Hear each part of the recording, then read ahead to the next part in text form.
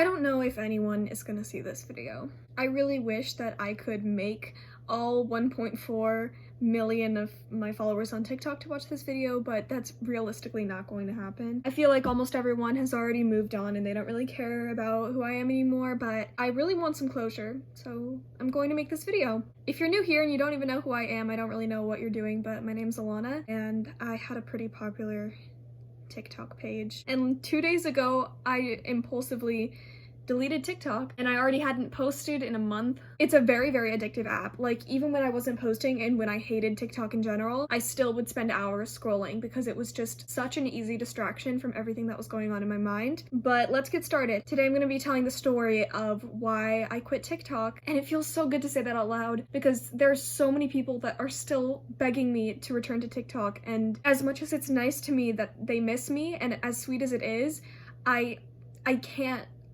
just can't do it. So let's start from the beginning of the story, why I started TikTok and how quickly it grew, everything like that. I started TikTok about a year ago. I rarely even posted. I posted like twice in January and here and there, on and off, a little bit. My videos were not really getting many views, which is totally fine. I did not start it in order to like get a platform or whatever. I did not care at all. I really just wanted to have fun. I finally gave in, like everyone else already had TikTok, and I just did it. It seemed fun to me. I was on musical theater TikTok. I loved to sing on my TikTok. It was really fun. Around the time that quarantine started, I began to post more frequently, and it became like my goal in quarantine to become TikTok famous. I never said it with a straight face, and I still have never once said TikTok famous with a straight face, but it just seemed like a fun goal to have. You know, I wasn't really doing much of anything else, so why not become TikTok famous? I knew it would happen. I just knew. I don't know. It was weird. So I started posting multiple times a day.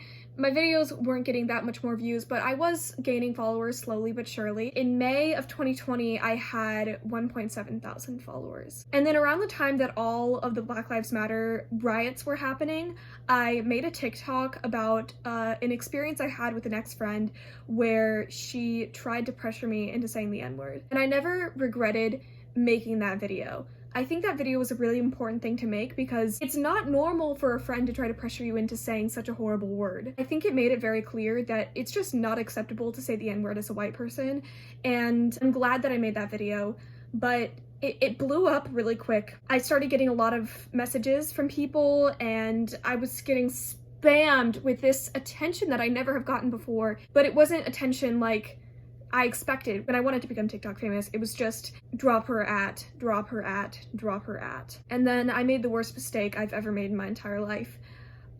I did it. I was hypnotized by all of these people telling me to do this thing that, even though what my friend did was not acceptable, I never should have gone there. And it was my choice. And it was an extremely impulsive decision. And I am very prone to being impulsive, and it's something that I'm working on, but I did it. I gave them her Instagram. I pretty quickly deleted all of it because her mom threatened to take legal action, and so I deleted it. I didn't delete the video where I didn't mention her name because I still felt like the impact it had on others was overall very positive, but I had to delete everything else, and that was kind of the start of TikTok being a very negative thing for me. I still feel very, very, very guilty for what I did. I apologized to the girl a lot, and she never responded to me. And that's totally her right to do. I mean, I did something awful, but I still just carry so much guilt about that, and I just can't believe that I did that. So I asked my parents, I remember asking them, should I just quit TikTok now? At this point, I had like 3,000 or 4,000 followers, and they were like, no, keep posting. So I kept posting, and I ended up finding my niche, which was POVs. I don't remember the one that like set me off and actually made me popular as a POV creator. I had recently moved into this house and I had about, I think like 30,000 followers. It was July and it was amazing, and I was living in Oregon again, which is where I was born and where my heart lives. And I was just feeling like I was at the peak of my life. I had so many ideas for POVs and people were really liking them, and so I just kept making them. And I was like, I will never run out of ideas for this. This is so fun. So basically things just kept climbing and climbing and climbing, and soon I had my first sponsorship, and it was with a company I don't really support that much anymore because they really underpay their creators, but I didn't even know it at the time because I was like, oh my god, $350 for 10 videos? That's incredible! So naive. I got my first sponsorship. I hit 1 million subscribers in September. My life was just coming together. Like, I was enjoying school. Everything seemed to be going pretty well. And that brings us to now. The last video I posted on TikTok was December 14th, 2020. Leading up to that, I had already been posting less frequently because I had run out of motivation. And this leads us to the multifaceted reason why I ended up leaving TikTok for life. So the 3 main facets were the content that I made, TikTok as a platform, and my mental health. The biggest one is my mental health, but we'll start with the first two. First, we'll start with TikTok as a platform. I don't like TikTok as a platform. I don't like that you're not allowed to say certain words or they'll delete your video. I don't like that some people can say those words, but other people can't. I literally said the word bisexual in one of my videos and it was taken down instantly. Also, the whole energy of TikTok is really stressful for me, and it really just like sucks you in because it's so fast moving.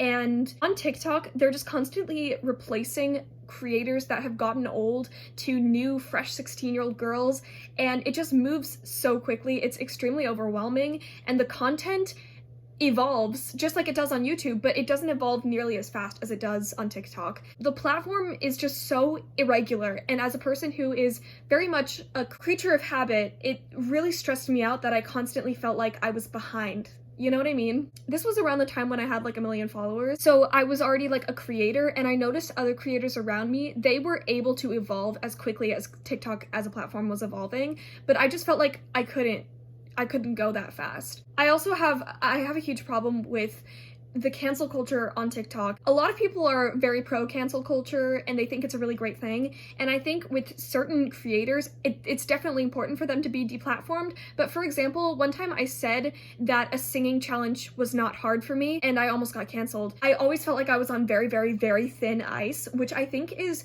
totally good, that we should be holding creators up to high standards and that they should not be offending anyone. I think that's really important, but it was to the point where I was just afraid to make content that I liked to make because I was just really scared of what people would say. And TikTok as a platform, it's just not the platform for me. It just is not.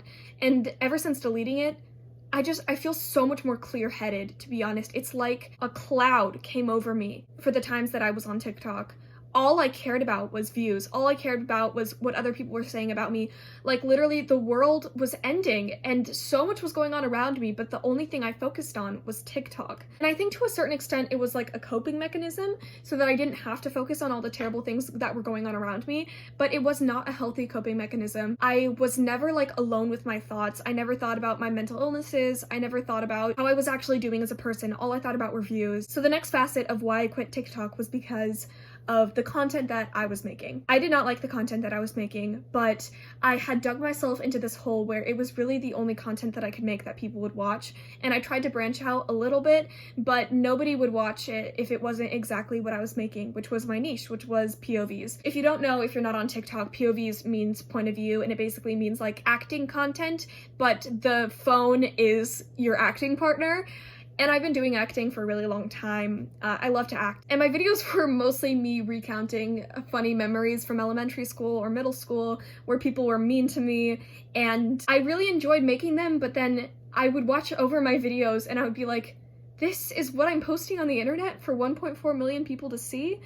Like, I am not a very positive, optimistic person in general, but I really don't want to add more negativity to the world as a person, and I felt like my POVs were just really negative and mean and terrible, and I couldn't watch over my videos because they were just so annoying. It would take so much energy out of me to film my videos because I just had to be so loud and mean and aggressive, and it just got to the point where I couldn't do it anymore. And I know that there are a lot of POV creators out there that know that it is in the name of comedy and it's not actually gonna hurt anyone, but for me personally, it was hurting people. There were certain people that didn't know that I was acting or that it was supposed to be a sketch or for comedy and that thought I was actually being mean to them. That just hurts because I've been really made fun of all of my life. I've always been the weird kid. I've always been the odd one out, you know, all of my life. And the fact that I was making other people feel even marginally for a TikTok video the same way that I felt when I was in middle school and elementary school and high school, I just couldn't do it anymore. And I told my parents that I didn't care about those kind of comments, but I did. The world just doesn't need more negativity right now, and maybe I'm just not the person to make comedy, or at least that kind of comedy, because it just weighed on my shoulders that I was not adding anything good to the world. I had this huge platform, and all I was doing was making people sad. And that's honestly not the truth. Like, people still message me to this day that they miss my content and that it made them laugh and it made their day. And those are really nice, but the tiny percentage that got hurt by my content, I can't deal with that. I can't have that happening anymore. So the third facet as to why I decided to quit TikTok was because of my own personal mental health. I already have been struggling with a lot of mental illnesses since I was a really small child. I was diagnosed with generalized anxiety disorder when I was 10 years old. I've had emetophobia my entire life. I've struggled with a lot of stuff that I don't really feel like talking about. And most recently, I've been struggling with a lot of symptoms of ADHD, and I am working on getting diagnosed, but I don't know for sure. All I know is that I've made a lot of impulsive mistakes. I really struggle to do very normal, easy tasks. Like, I literally left school because I can't do it anymore, and it always takes me a lot longer than other people to do work. I really struggle to focus. I really struggle regulating my focus. Like, I can focus on something I'm passionate about for so long that I forget to eat, but I can not even hear when people are talking sometimes. I also am extremely forgetful. Like, I don't remember my childhood pretty much at all. So we'll see. I really am working on getting that ADHD diagnosis because there are a lot of other struggles I haven't even talked about because I can't remember them right now. But that was the main issue why I left TikTok, is because I couldn't keep making content, especially because TikTok was my job. I just couldn't do it anymore. Like, I couldn't keep coming up with new ideas. I couldn't keep being funny.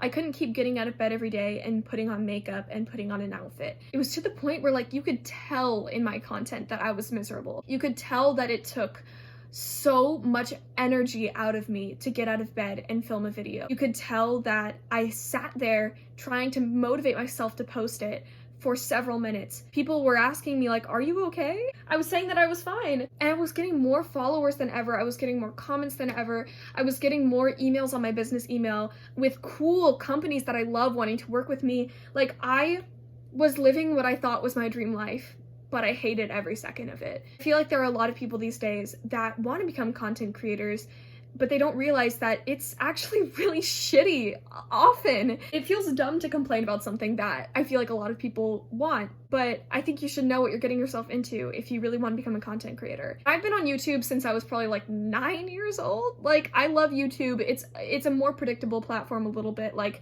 I really love YouTube, and I love that I'm myself. So if you're thinking of becoming TikTok famous, just know that there are a lot of downsides. Like, I have never gotten so many negative comments on my appearance ever in my life. People would notice things about me that I had never noticed about myself. And I am a very insecure person when it comes to my looks.